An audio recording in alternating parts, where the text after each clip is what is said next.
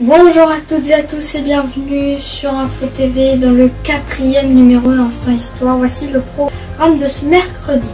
Le 14 août 2018, deux traversées du viaduc à Aubon s'effondraient soudainement, suivies par le pylône qui les soutenait, emportant avec elle les véhicules se trouvant à cet instant sur le pont.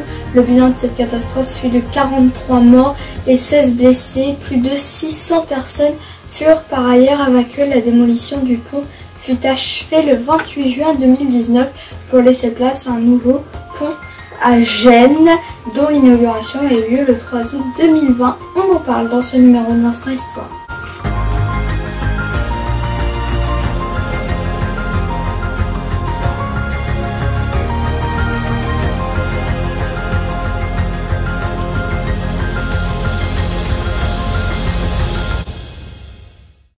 Nous allons d'abord revenir sur la construction de ce pont.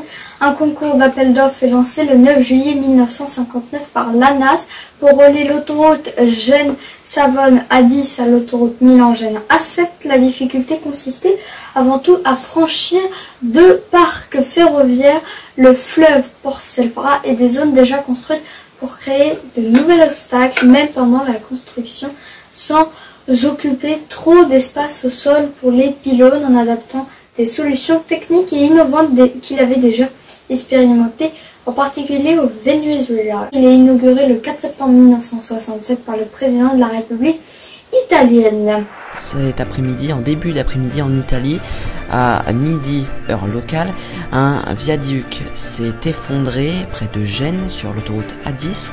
Il y a de nombreux morts d'après la police. C'est un désastre. Des policiers ont été rapidement mobilisés, ainsi que des pompiers et des brigades cynophiles pour retrouver d'éventuels survivants. Le pont s'est effondré sur des dizaines de mètres.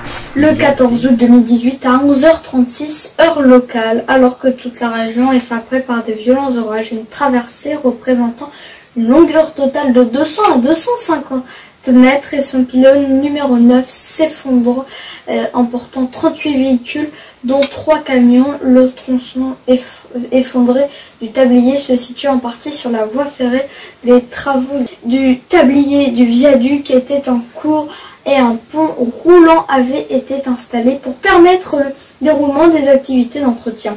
Un témoin affirme avoir vu les haubans se rompre simultanément puis tomber sur la voie de circulation. Cette dernière serait alors remontée, suivie de la rupture des traversées. D'autres témoins ont également vu la foudre frapper un pilier. Le bilan est de 43 morts et 16 blessés. Le 28 juin 2019, les deux dernières piles du pont sont détruites à l'explosif. Il sera remplacé par un nouvel ouvrage dessiné par l'architecte italien Renzo Piano.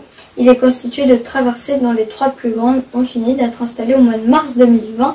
La première traversée a été posée le 1er octobre 2019, avant la pandémie du Covid-19 qui a beaucoup frappé l'Italie, qui a interrompu les travaux. Près de 80% de l'ensemble de la structure était déjà en place. La dernière pièce est posée le 28 avril 2020 pour une inauguration le 3 août 2020. Voilà, c'est la fin de ce numéro. Prochain rendez-vous avec l'information, c'est samedi. A bientôt pour Instant Histoire au mois de septembre. Bonsoir. Événement ce samedi sur la chaîne YouTube d'Info TV. Retrouvez Infomag consacré à la crise sanitaire du coronavirus. Tout savoir, tout comprendre sur l'épidémie qui ravage le monde depuis janvier 2020.